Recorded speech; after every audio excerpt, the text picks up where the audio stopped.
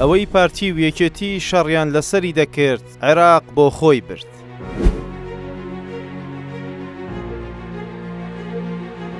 غازی کۆرمۆر لە نێوان ململانێ ناوخۆیی و جەمسەرە جیهانیەکاندا.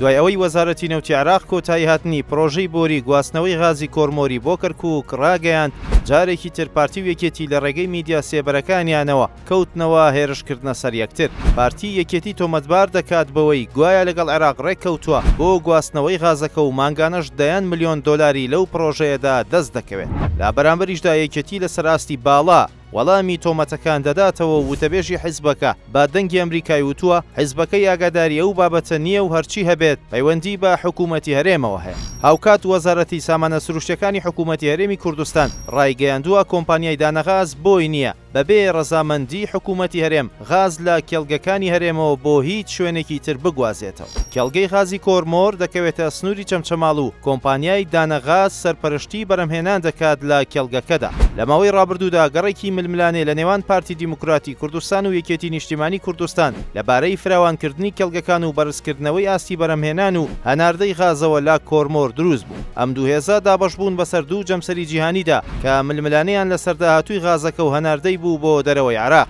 پارتی پشتگیری لە فراوانکردنی کێڵگەکە و هەناردەکردنی غاز دەکرد بۆ دەرەوەی عێراق و یەکێتیش بە توندی لە دژیەوە وەستایەوە. بۆ هۆیشەوە چەند جارێک لە ناو خاکی عێراقەوە بردومانی کێڵگە غازیەکە کرا و وەک هەڕەشەی ئەگەری ناردنە دەرەوەی غازەکە لەلایەن حکوومەتی هەرێمەوە لێک درایەوە. کار گەیشتە ئەوەی قوبات تاڵەبانی جێگری سەرۆکی حکوومەتی هەرێم چووە کێڵگەکە و لەگەڵ بەرپرسانی حکومی و ئەمنی لە سنوورەکە کۆبووە. ئەو کات یەکێتی وای نیشاندا کێڵگەکەی لە ململانێ نێودەوڵەتیەکان پاراستووە و پارتیش تۆمەتباری کرد بە هەوڵدان بۆ ڕادەستکردنی بە حکوومەتی عێراق و هێزەکانی نزیک لە ئێران. لە ئێستاشدا حکوومەتی عێراق لە ڕێگەی وەزارەتی نەوتەوە ئاشکرای کردووە بۆری گواستنەوەی غاز لە کێڵگەی کۆرمۆرەوە بۆ کەرکووک تەواو بووە، بەڵام یەکێتی ڕەتی دەکاتەوە.